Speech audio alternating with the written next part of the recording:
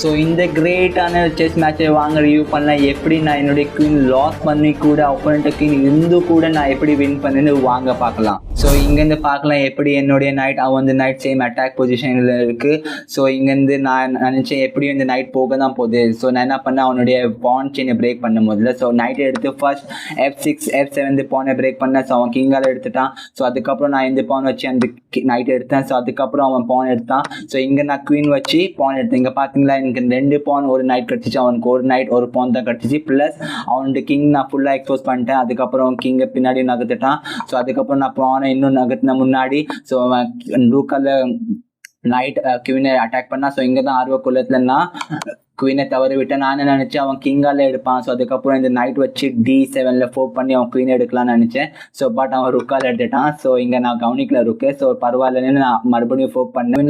குயின்லேருந்து பான் எடுத்துட்டான். ஸோ அதுக்கப்புறம் நான் அந்த பானை டிஃபென்ஸ்க்காக வந்துட்டேன். ஸோ அதுக்கப்புறம் நான் அவன் பான் அட்டாக் பண்ணுறான். ஸோ நான் நினச்சேன் இந்த பான் செயின் நான் டெவலப் பண்ணேன்னு. ஸோ ஒரு பானை டெவலப் பண்ணிட்டேன்.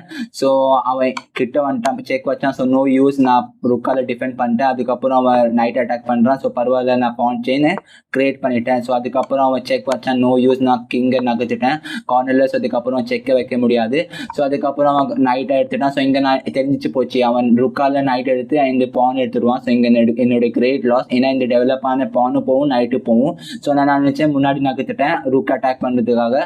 ஸோ அவன் முதல்ல பான் எடுத்தான். ஸோ நான் வந்து பான் எடுத்தேன்.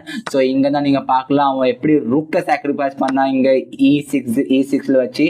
பட் இங்கே தான் நீங்கள் கவனிக்கணும், நான் ருக் எடுக்கல. முதல்ல ருக் எடுத்திருந்தா அவன் நைட் எடுத்துருவான் நெக்ஸ்ட் மூவ்ல. ஸோ இந்த பானும் போகும் நைட்டு போகும். ஸோ நான் என்ன பண்ணேன், ஃபர்ஸ்ட் செக் வச்சேன் G1. ஸோ அவன் நகர்த்து தான் ஆகணும். அதுக்கப்புறம் இங்கே செக் வச்சு அவன் வந்து ருக் எடுத்தேன் எப்படி ஃபோக் பண்ணி.